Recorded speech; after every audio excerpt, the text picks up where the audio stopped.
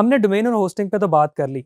हमें ये पता लग गया कि डोमेन क्या है और होस्टिंग क्या है, और मैंने आपको ये भी सजेस्ट कर दिया, रिकमेंड कर दिया कि आपने किस किस कंपनी से आप बाय कर सकते हैं। अब बात करते हैं वर्डप्रेस की। वर्डप्रेस क्या चीज़ है? आपने ये वर्ड हो सकता है बहुत बार सुना हो, या ये भी हो सकता है कि ये वर्ड आपने कभी भी ना सुना हो।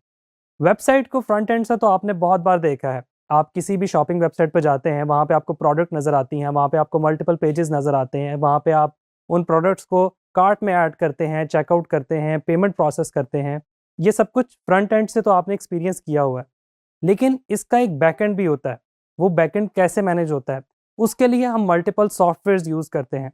उनको सीएमएस बोला जाता है, कंटेंट मैनेजमेंट सिस्टम्स।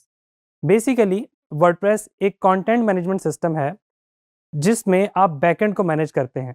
आप वेबसाइट के पेजेस को मैनेज करते हैं, आप प्रोडक्ट्स को मैनेज करते हैं, आप उसमें मल्टीपल वेबसाइट्स क्रिएट कर सकते हैं, जिसमें आपके पास मेंबरशिप वेबसाइट आ सकता है, जिसमें आप ब्लॉग्स क्रिएट कर सकते हैं, जिसमें सिंपल पोर्टफोलियो वेबसाइट क्रिएट कर सकते हैं, और मोस्ट इंपॉर्टेंटली हम ई-कॉमर्स वेबसाइट क्रिएट कर सकते हैं। लेकिन वर्डप्रेस कैसे इंस्टॉल करना है? वर्डप्रेस को कैसे प्रोसेस करना है और बैकएंड तक एक्सेस कैसे करना है? इसके लिए हमें सी पैनल को समझने की ज़रूरत है। इसके लिए हमें होस्टिंग सर्वर को समझने की ज़रूरत है। मैं स्क्रीन पे चलूँगा और आपको डिटेल में एक्सप्लेन करूँगा कि आपने डोमेन को होस्टिंग से कैसे कनेक्ट करना है, और फिर सर्वर के थ्रू आपने उस पे वर्डप्रेस कैसे इंस्टॉल करना है। यहाँ पे आपके सामने एक डायग्राम शो हो रही है। बेसिकली हमने होस्टिंग देखी थी, जो बेसिकली सर्वर होते हैं जहाँ पे आपका डेटा स्टोर होता है। फिर हमने डोमेन को देखा, जो कि बेसिकली आपका यूआरएल होता है, www डॉट जो भी आपकी वेबसाइट का नाम है, ब्रांड का नेम है आगे .com।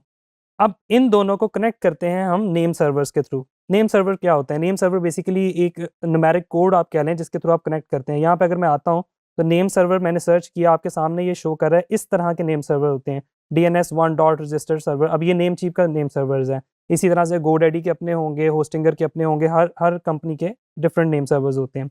इन नेम सर्वर्स के थ्रू आप बेसिकली इन दोनों को कनेक्ट करते हो। मेरा आपको मशवरा ये है कि आप जब भी डोमेन और होस्टिंग बाय करें तो एक ही कंपनी से बाय करें। आप अगर नेमचीप से डोमेन बाय करें तो होस्टिंग भी वहीं से बाय करें, ताकि आप उन दोनों को इंटीग्रेट आसानी से कर सकें।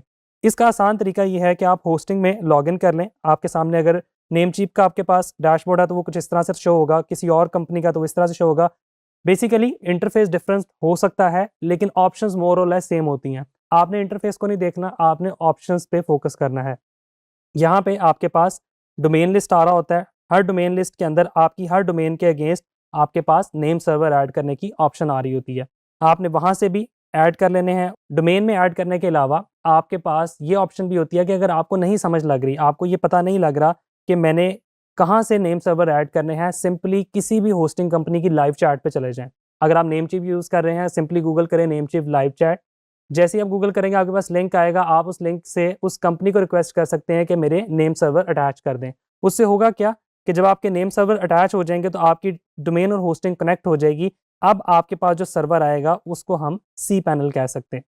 सी पैनल क्या होता है? बेसिकली सर्वर को बैकएंड से आप मैनेज कर सकते हैं। होस्टिंग सर्वर है, उसके अंदर मल्टीपल आप इवेंट्स परफॉर्म करना चाह रहे हैं, मल्टीपल फंक्शंस परफॉर्म करना चाह रहे हैं, वो आप परफॉर्म करेंगे सी पैनल के थ्रू। सी पैनल हर होस्टिंग आपको प्रोवाइड करती है। आपने कोशिश भी ये करनी है कि होस्टिंग से पहले लाइव चैट में बेशक डिस्कशन कर लें कि हमें सी पैनल लाजमी चाहिए। सी पैनल मैं अभी आपको दिखाता हूँ, आपके लिए आसानी हो जाएगी। आप जो भी होस्टिंग यूज़ कर रहे हैं उसमें आपने सर्विसेज में चले जाना है। सर्विसेज में आपके पास होस्टिंग शो हो रही होगी आपकी, वो आपने किसी डोमेन के अगेंस्ट बाय की हो या डायरेक्ट बाय की हो, तो आपके पास इस तरह से होस्टिंग शो हो रही होगी। नेम चीप होगा, इंटरफेस डिफरेंट होगा, बाकी कोई जगह होगी इंटरफेस डिफरेंट होगा।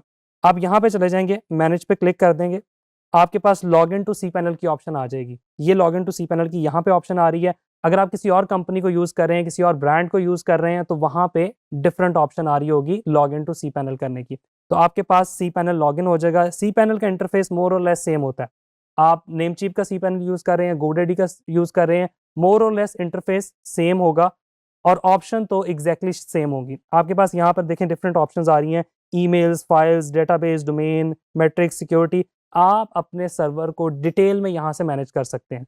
अब ये वो चीज़ है जहाँ पे आपने सर्वर को मैनेज करना है।